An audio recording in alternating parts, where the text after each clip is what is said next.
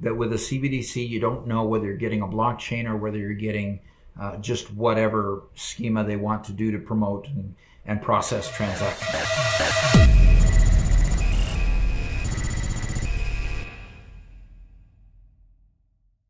The one CBDC that has been developed by the IMF, they have promoted their particular blockchain as an example of the kind of blockchain that you should have as your CBDC. The challenge is their consensus method gives total control to whatever government runs it to see every last transaction, no matter how small, no matter who it is, and the ability to close wallets anytime they want to. That is their paradigm. The International Monetary Fund wants to give governments total control over their finance system, who's spending what and where and how. So that is the piece that really scares me. Now, a lot of times what will happen is big countries like the United States are looking to other countries that are deploying CBDCs to see what worked, what didn't work, before we jump into it with basically the world's reserve currency, at least for a short time anyway, the world's reserve currency, and start monkeying with our finance system by deploying a CBDC. So they're looking at countries like Nigeria in this case.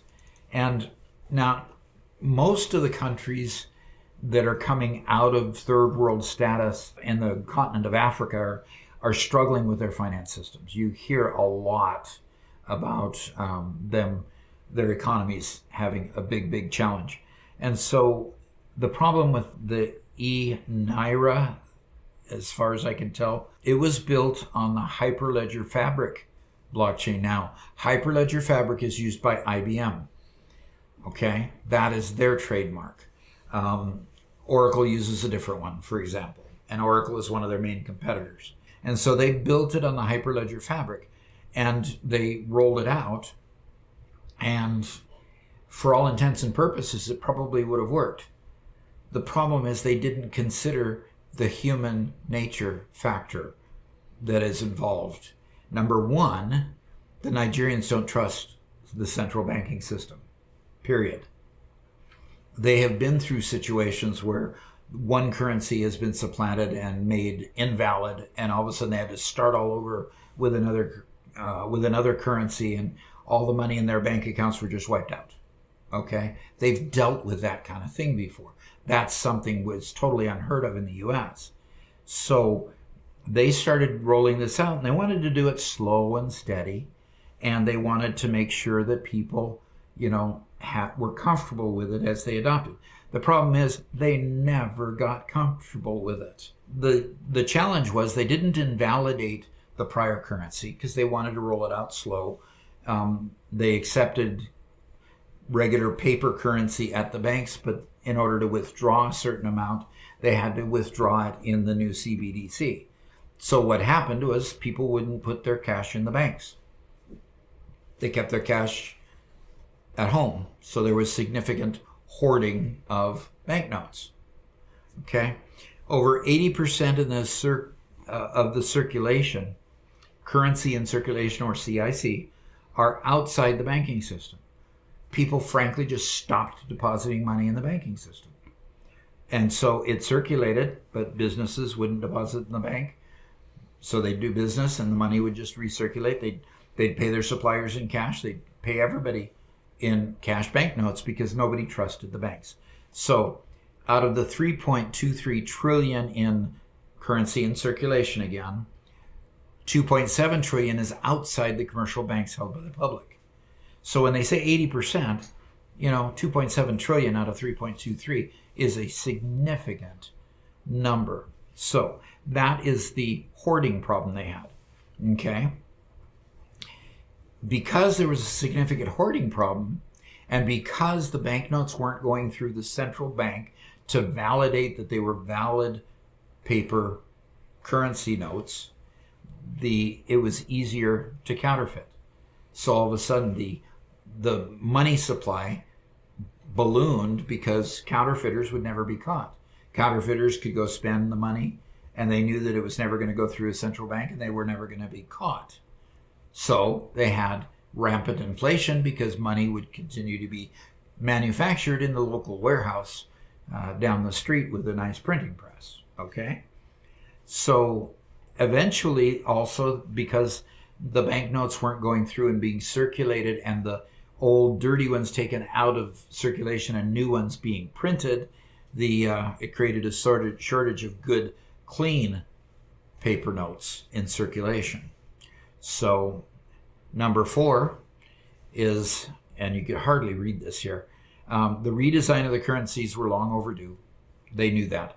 The N200 notes, the Naira 200 whatever notes, were in circulation over 20 years. The 500 notes were in circulation over 19 years, and the 1,000 notes were in circulation over 15 years without being recirculated and reprinted.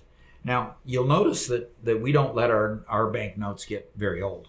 It's hard to find an old banknote in circulation because the Federal Reserve has the banks take it in. The banks make their deposits in the Federal Reserve. It goes to a particular room in the Federal Reserve that they inspect each of the notes and throw away and actually burn the ones that do not meet the standard of being a circulatable note. So that happens repeatedly at all of the Federal Reserve outlets throughout the country. You know, there's one in St. Louis, there's one in Kansas City, there's one in Seattle, New York. The Federal Reserve banks are, distributed throughout the country. And they're always taking in these notes, destroying a certain percentage of them, and then sending out new notes to replace the ones that they burn. Reportedly, they burn billions of dollars worth every year. Yeah. To change it over. Which means they print billions of dollars worth every year. So the printing presses are always running.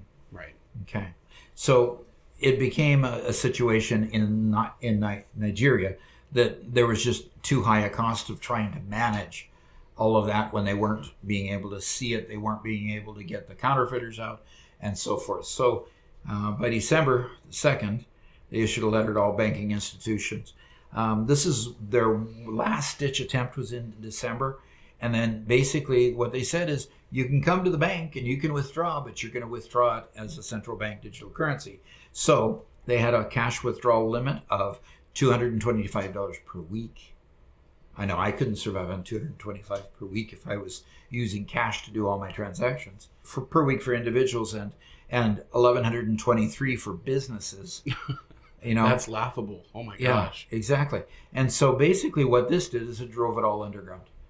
Yeah, if the bank won't give it back to me as a withdrawal so that I can use it, it's just not going to go in the bank.